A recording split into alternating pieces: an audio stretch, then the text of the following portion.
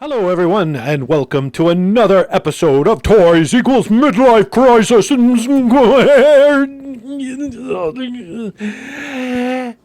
And today, we have Marvel Legends series, Crystar.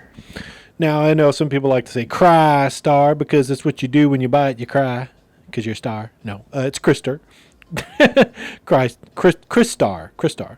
So, this I have always wanted when I was a kid, the original Crystar figure. I did see advertisements in comic books in the day for Crystar, and that's kind of, it is Marvel, but it's basically Hasbro getting Marvel to do a comic book about a thing that they created. That's how this has come to pass. So it was always going to be Hasbro using Marvel to create a toy that they could use to sell the toy and use comic books as the vehicle. And I had an issue. I don't know if I still have it because I kind of tore it up a little bit. But I do have a Crystar comic book. I don't remember which issue. I want to say it was number 12. I could be wrong. But anyway, so the toy. I know not a lot of people, depending on how old you are, most people are not familiar with this line. And the toy line, I'm going to boil down the essence of the story. So essentially you have crystal people and you have magma people. People made out of like lava and igneous stones, right? And you had, so they were at war with each other. Because, of course, right? They're under a lot of pressure. Science joke.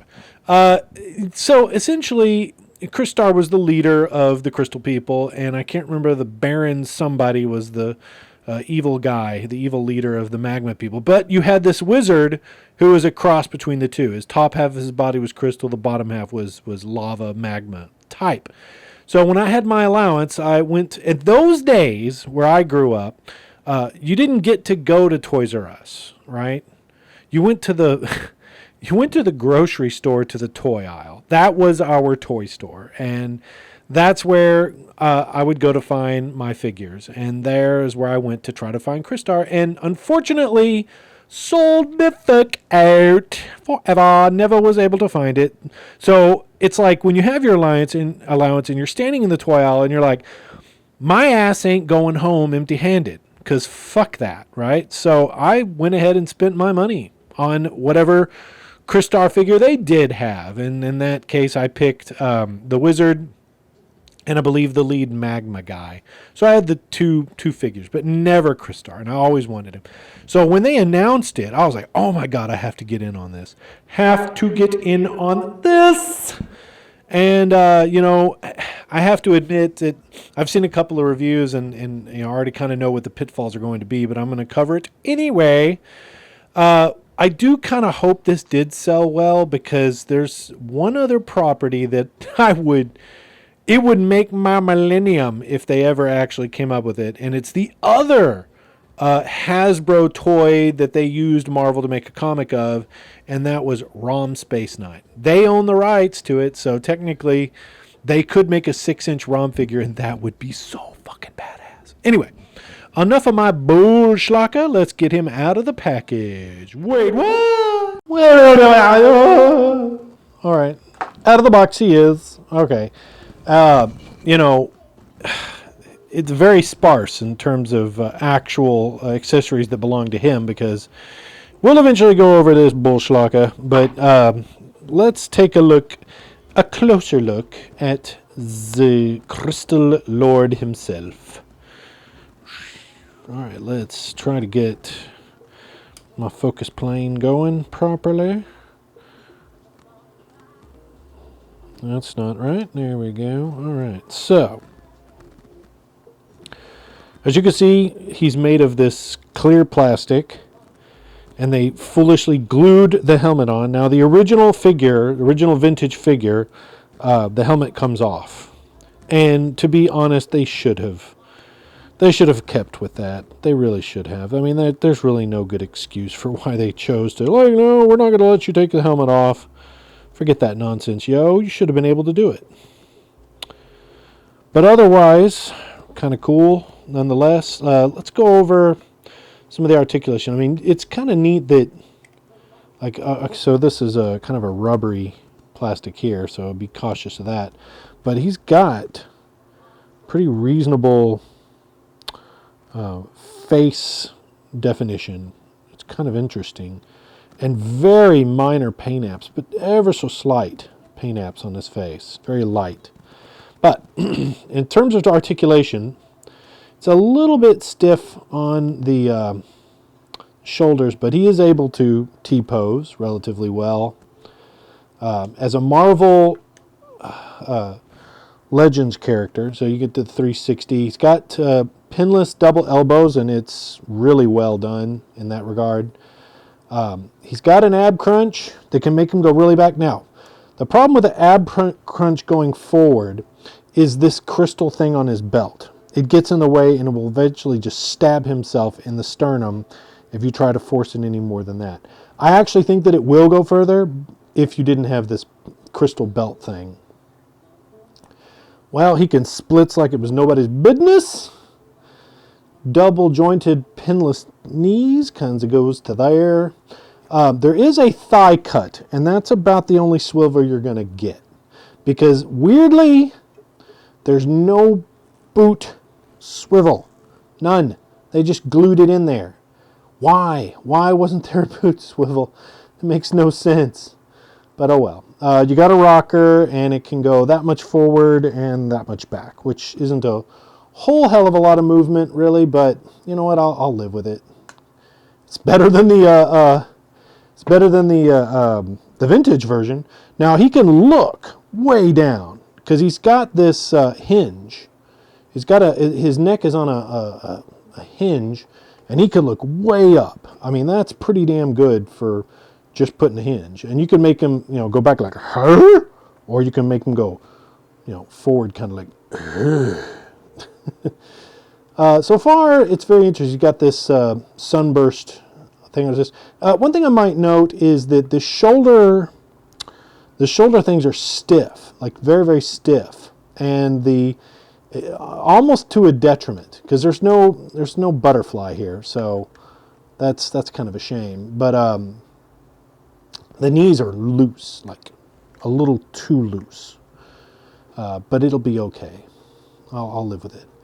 And you might also note that there's no plug on the back. So whatever accessories in the future, he will not be able to have anything attached to him in the back. So that's kind of weird.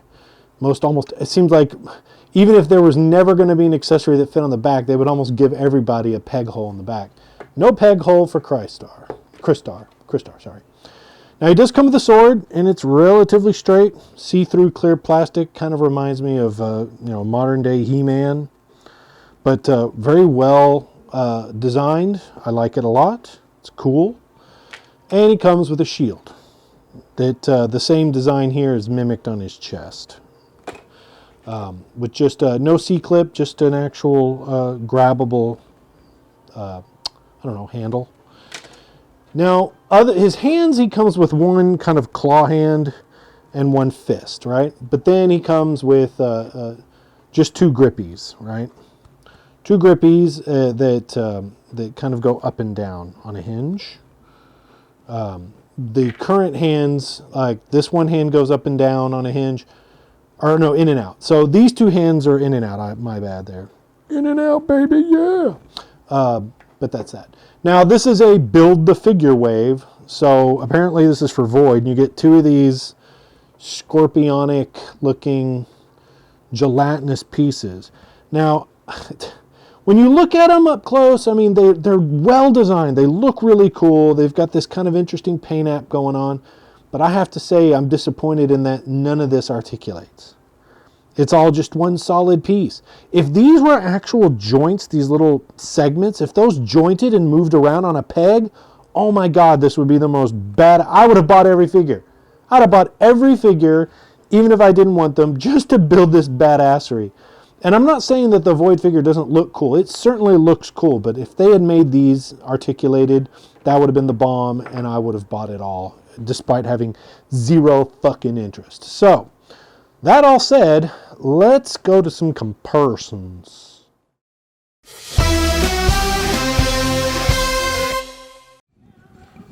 Alright, so first up we're going to compare Crystar with the Red Ranger from the Lightning Remastered Collection and the Mandalorian Ahsoka Black Series. As you can see, Crystar towers over Ahsoka pipe, a full head, and is basically a little taller than the Red Ranger, both all sword-wielding folk.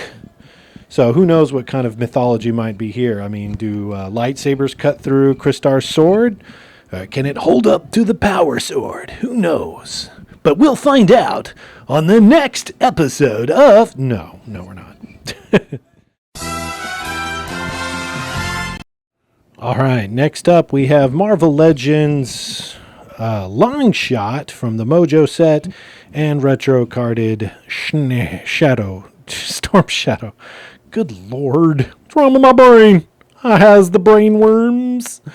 All right, so as you can see here, he does pair up pretty darn well with G.I.Joe, and he is kind of, yeah, I guess he fits with Marvel Legends. I mean, he's still a bit tall, a little larger than life, and maybe he's supposed to be. But I do like the fact that he meshes well with G.I. Joe. I like that because probably in my photography, I'm going to have one of those, like team-ups with G.I. Joe. That ought to be interesting. Wouldn't you think? I would. All right, how about some really bad matchups? Let's go with NECA versus Hasbro. So in this case, we have Freddy versus Jason with a flaming machete, and we have Warduke, NECA's Warduke from Dungeons and Dragons, and boy, oh boy, do they sure tower over poor little Crystar. Yeah, good luck in that fight, man. Good luck in that fight. All right, so my final thoughts on this guy are that he's really well designed. He's very cool looking, and I do like the faithfulness to the original character and character design, but that lack of a boot swivel, it's a little bit cumbersome when you try to get them in dynamic poses. But there is one really cool thing I'm going to show you that I like. So I'm going to get rid of the majority of this light here. I'm going to shoot a black light on him.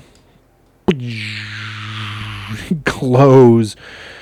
Just it's such a cool thing. I can't wait to do some interesting photography with him glowing. That's kind of the cool thing, is that you can do all these different you can shoot different lights at him and get different refractions, right? So that in and of itself is going to be really cool to photograph much later. So with that said, let's move on to photography, baby. Yeah.